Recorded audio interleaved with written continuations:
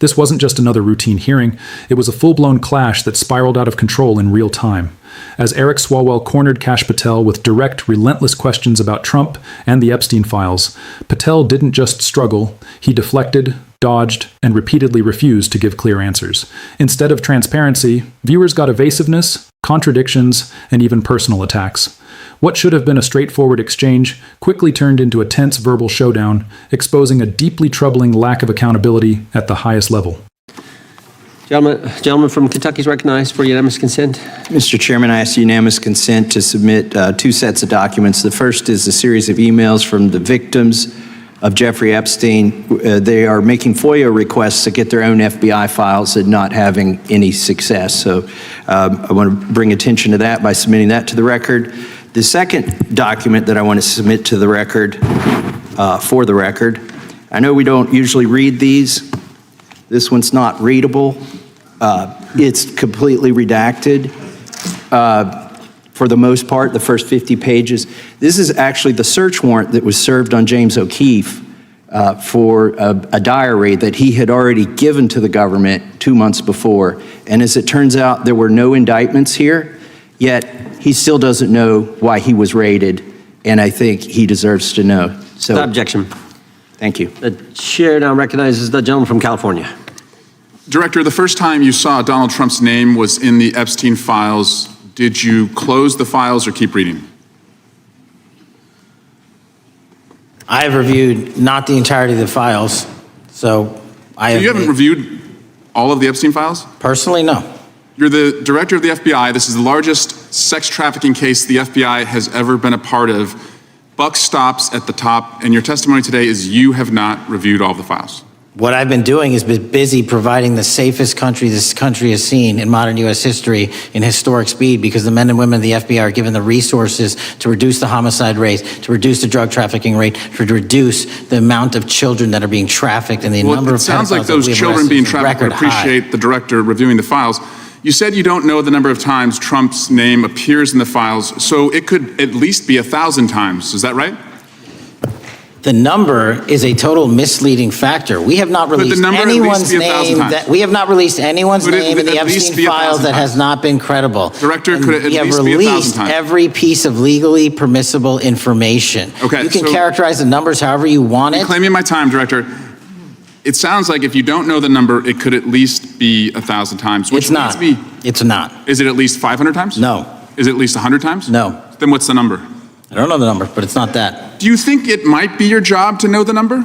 My job is to provide for the safety and security of this country. My job is not to engage in political innuendo so you can go out to the sticks and get your 20-second hit in your fundraising article. Director, keep going, reclaiming your time, because the people of California are being underserved by your representation. If the president is not implicated, why not release everything that involves him? We have released everything, the president and anyone else's side, that is credible and lawfully be able to be released. Your fixation on this matter and baseless accusations that I'm hiding child pedophiles is disgusting. Anyone that says that needs to look at the stats alone and go back to the state of California, who's receiving the biggest surge in FBI resources through my redeployment, because the cities of Los Angeles, San Diego, and San Francisco need it. Director, remembering your oath to tell the truth, did you ever tell Donald Trump his name is in the files? I have never spoken to President Trump about the Epstein files. Did you ever tell the Attorney General that Donald Trump's name is in the Epstein files? The Attorney General and I have had numerous discussions about the entirety of the Epstein files and the reviews conducted by our team. Did you tell the Attorney General that Donald Trump's name is in the Epstein files? And we have released where President Trump's name is in the Attorney's file. It's a simple question. Did you tell the Attorney General that the President's name is in the Epstein files?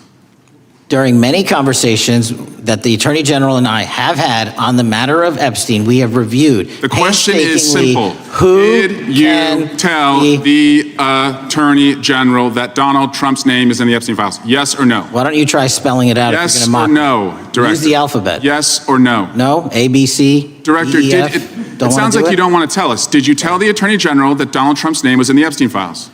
Why don't you try serving your constituency by focusing on reducing violent crime in this country and the number of pedophiles that are legally harbored in your sanctuary cities in California? I'll work with you on that. Regular order, Mr. Chairman. Time belongs to the gentleman from California. Did you tell the Attorney General that Donald Trump's name is in the Epstein files? The question has been asked and answered. You have not answered it, and we will take your evasiveness as a consciousness of guilt.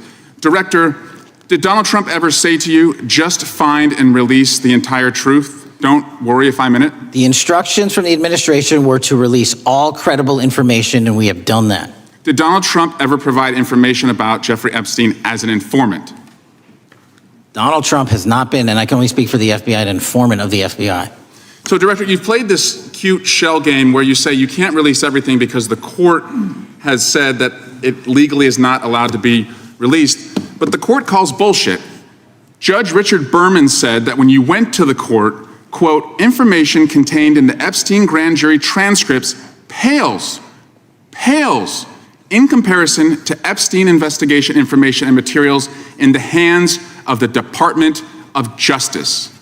So let's move on, Director. You wrote a book called Government Gangsters. You identified 20 individuals in that book. You put me on that list, at the top of the list. Thank you. My children find it flattering. 20 of those individuals have been investigated or have had adverse actions. Director, considering that you have identified these people as, quote, government gangsters, will you recuse yourself from making any investigation decisions about these individuals? Anyone that has been terminated at the FBI has been done so the because question they failed again, to meet the muster in Director, their constitutional I will obligation. work on the audio-visual capabilities. I'm going to borrow your terminology and call bullshit on your entire career in Congress. I'm reclaiming my time, It has been a disgrace to the American Director, I'm people. reclaiming my time. You can reclaim your time all you want. Mr. Chairman, you're going to allow a witness to speak this way? Mr. Chairman, would you recuse yourself, The gentleman has no time. Mr. Chairman, would you admonish the witness not to insult members? The gentleman has no time. Mr. Chairman, the just committee will remember. Quick point of order. Could the gentleman be extended an additional 20 seconds to complete his thoughts, since the witness decided to interrupt him continuously? And the witness will be able to respond if he wants. We'll make sure he has time to do that. My question is, will you, Director, recuse yourself, yes or no, from investigating or making decisions about the 60 individuals, including myself, that you identified as government gangsters? Yes or no? Time of the gentleman has expired. The witness may respond if he would like. And the answer was no, as I heard. Correct. Okay. What unfolded in this hearing wasn't just tense. It was a revealing breakdown of accountability under pressure. From the very first line of questioning, Eric Swalwell zeroed in on a simple premise. If this is one of the most significant sex trafficking investigations in modern FBI history, then the person at the top should have command of the facts. But what followed was the opposite. Kash Patel acknowledged that he had not reviewed the entirety of the Epstein files, a stunning admission given the gravity of the case. Instead of filling that gap with clarity or committing to specifics, he pivoted to general claims about crime reduction and agency performance. That disconnect between the seriousness of the questions and the vagueness of the answers set the tone for everything that followed. As Swalwell tightened the pressure, the exchange exposed something even more troubling: a pattern of evasion wrapped in contradiction. Patel claimed he did not know how many times Trump's name appeared in the files, yet immediately dismissed higher estimates without offering a single concrete figure. That alone raised a critical question. How can something be not that if you don't actually know what it is? It's the kind of inconsistency that doesn't just weaken testimony, it erodes trust. And when asked whether he had communicated key information to the Attorney General, Patel refused to give a direct yes or no answer, even after being repeatedly pressed. The refusal wasn't subtle, it was deliberate. Each non-answer stretched the tension further, turning what should have been a factual clarification into a prolonged standoff.